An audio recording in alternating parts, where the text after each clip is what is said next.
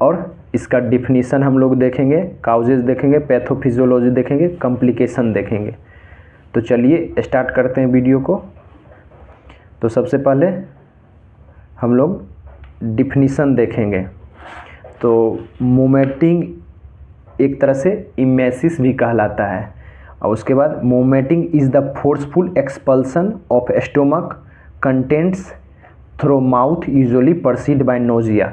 मतलब देखिए मोमेटिंग जो हमारा है, मोमेटिंग एक तरह से फोर्सफुली एक्सपल्सन है, मतलब हमारे शरीर से, मतलब स्टोमक से हमारा जो भी हम कुछ कंटेंट खाते हैं, जो भी मतलब कुछ खराब कंटेंट खाते हैं या किसी भी काउजेज़ के कारण हमारा मोमेटिंग होता है। तो अगर कुछ भी टॉक्सिन्स या ड्रग्स मेडिकेशन के थ्रू होता है, हम किसी भी तरह से स्टोमक में हमारे जाता है किसी भी तरह का कंटेंट, तो हमारा क्या होता है, हमारा बैक रिफ्लेक्स होता है हमारे इसोफेजियल के थ्रू। तो वही कह रहा है कि हम अगर कोई भी कंटेंट लेते हैं स्टोमक से, जो भी फोर्सफुली एक्सपल्सन होता है हमारे स्टोमक के थ्रू, जो हमारे स्टोमक के थ्रू फोर्सफुली एक्सपल्सन होता है, मतलब वहाँ से एक्सक्रीट मतलब आउट होता है, बाहर निकलता है इसोफेजियल स्पिंचर के थ्रू और माउथ के थ्रू, जो कि प्रिसीड बाय नोजिया। नोजिया का मतलब है अर्ज ऑफ मूवमेटिंग, अर्ज ऑफ मूवमेटिंग, मूवेजिंग का अर्ज हो रहा है, मतलब या आना, मतलब कि फील हो रहा है कि मूवमेटिंग आने वाला है, तो उसी को बोल देंगे, क्या बोलेंगे। तो चलिए उसके बाद वो चीज़ समझ गए, मूवमेटिंग होगा। उसके बाद हमारा काउज देखते हैं। काउज सबसे पहला हमारा गैस्ट्रो इंटेस्टाइनल काउज है, सबसे पहले गैस्ट्रो इंटेस्टाइनल काउज है। अब देखेंगे, इसमें देखेंगे कि हो सकता है इसके कारण पेप्टिक अल्सर के कारण भी हो सकता है, गैस्ट्रेटाइटिस के भी कारण हो रहा है, ड्यूटेनाइटिस के भी कारण हो रहा है। देखिए सबसे पहले ये तीनों समझिए क्या है। गैस्ट्रो इंटेस्टाइनल काउजेज का मतलब है कि कोई भी जीआई ट्रैक्ट में हमारा किसी भी तरह का डिजीज कंडीशन हो रहा है तो उसके कारण होगा, हमारा मतलब जीआई ट्रैक्ट डिजीज होगा तो उसके कारण भी होगा, या इंटेस्टाइनल ऑब्स्ट्रक्शन हो रहा है उसके कारण भी हो सकता है। हमारा गैस्ट्रेटाइटिस का मतलब समझिए क्या है। गैस्ट्रेटाइटिस का मतलब है हमारे स्टोमक में इन्फ्लामेशन हो गया है, तो गैस्ट्रेटाइटिस में हमारा जीआई ट्रैक्ट में इन्फ्लामेशन हो जाता है तो उसके कारण होता है हमारा। उसके बाद हमारा है इंटेस्टाइनल ऑब्स्ट्रक्शन के कारण हो सकता है। उसके बाद पेप्टिक अल्सर के कारण हो सकता है। पेप्टिक अल्सर मतलब होता है कि हमारे अगर ईसोफेगस में या स्टोमक में या small intestine mainly duodenum part में अगर हमारा इन्फ्लामेशन होता है तो उसको बोलते हैं, क्या बोलते हैं, पेप्टिक अल्सर, तो उसके कारण भी हो सकता है। तो ये कारण है। अब उसके बाद अगला देखते हैं क्या काउजेज होता है। अब गैस्ट्रोन्टेरेनेट में देखते हैं, इसमें बहुत सारा क्या, इसका बात नहीं करेंगे।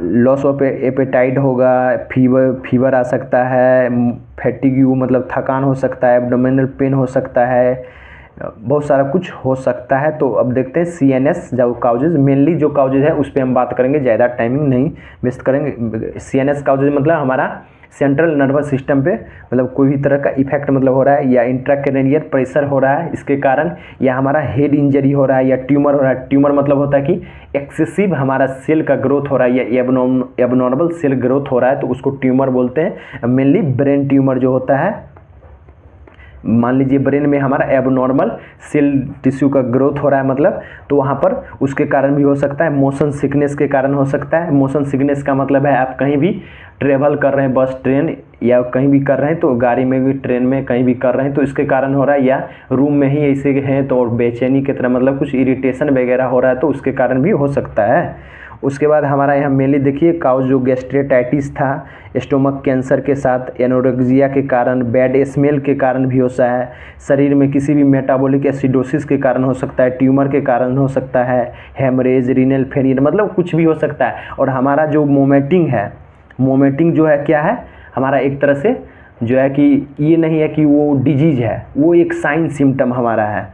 तो आगे बात करते हैं। फिर हमारा सिस्टेमेटिक काउजेज में आ सकता है, प्रेगनेंसी आ सकता है। हमारा सिस्टेमेटिक काउजेज में प्रेगनेंसी हो सकता है, किडनी फेलियर हो सकता है, डायबिटिक कीटोसिडोसिस हो सकता है। प्रेगनेंसी में मतलब एक तरह से प्रेगनेंसी अगर है तो उसके कारण भी हमारा होता है मोमेटिंग। उसके बाद ये हमारा देखिए थोड़ा सा दिया हुआ है, हाउ टू प्रिवेंट प्रेगनेंसी मोमेटिंग मतलब एक तरह से कैसे रोक सकते हैं, जिंजर का सहारा ले सकते हैं, जिंजर का सहारा ले सकते हैं, मतलब अदरक का ले सकते हैं जो कि नोजिया और मोमेटिंग को रोकने का काम करता है। दूसरा पिपरमेंट ले सकते हैं जो कि शुद्ध करता है हमारे स्टोमक को। उसके बाद लेमन ले सकते हैं, लेमन हमारा क्या करता है, रिड्यूस करता है नोजिया को और प्रमोट करता है हाइड्रेशन को, हाइड्रेट होना भी ज़रूरी है। और उसके बाद एप्पल सीडर विंजर जो हमारा आता है लिक्विड फॉर्म में आता है, वो क्या करेगा, हमारा स्टोमक को बैलेंस करेगा एक तरह से। अब उसके बाद हमारा जो फनेल सीड्स क्या करेगा, रिलैक्स करेगा डाइजेस्टिव मसल्स को। अब आगे बात करते हैं।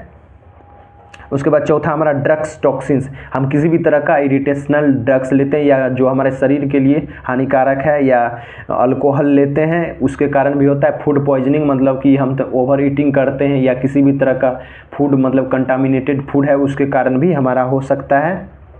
कंटामिनेटेड फूड खाने से हो सकता है, ड्रग्स लेने से भी हो सकता है, किसी भी एलर्जिक कंडीशन में एक तरह से एलर्जी हो, एलर्जिक रिएक्शन होगा तो ये सब हो सकता है। उसके बाद हम अल्कोहल के कारण भी हो सकता है।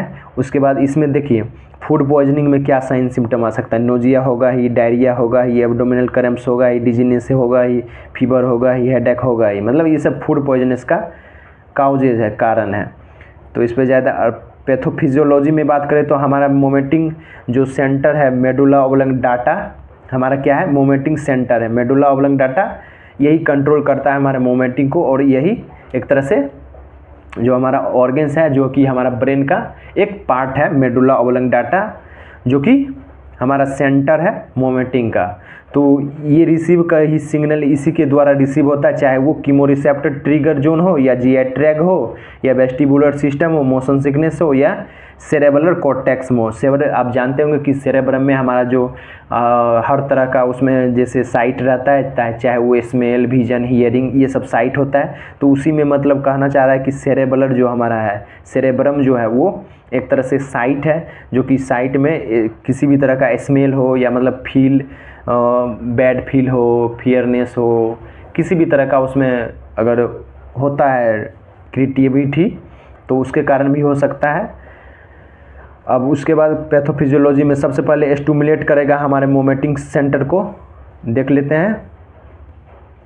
हमारा जो मोमेटिंग सेंटर है उसको क्या करेगा, हमारा मोमेटिंग सेंटर को स्टिमुलेट करेगा। उसके बाद हमारा डायफ्राम और एब्डोमिनल मसल्स को कंट्रैक्ट करेगा, ये एक पाथवे है। और उसके बाद रिलैक्सेशन होगा इसोफेजियल स्पिंचर का, जहाँ कॉन्ट्रैक्ट हमारा डायफ्राम और हमारा एब्डोमिनल मसल्स कॉन्ट्रैक्ट हुआ तुरंत ही फर्दर तुरंत मतलब इसोफेजियल स्पिंचर जो है कि हमारा रिलैक्स हो जाएगा। उसके कारण क्या होगा, एक्सपल्सन ऑफ गैस्ट्रिक कंटेंट्स, तुरंत ही हमारा जो एक्सपल्सन हो जाएगा गैस्ट्रिक कंटेंट्स का, जो भी एक तरह से अनडाइजेस्ट है या किसी भी तरह का इरिटेशन। अब हम क्लिनिकल मैनिफेस्टेशन देख लेते हैं। क्लिनिकल मैनिफेस्टेशन में क्या क्या मतलब हो सकता है, एक तरह से साइन सिम्टम क्या देखने को मिल सकता है। तो नोजिया हो सकता है, फीलिंग से ऑफ सिकनेस हो सकता है, नोजिया मतलब समझ ही रहे हैं एक तरह से, फील ऑफ मोमेटिंग।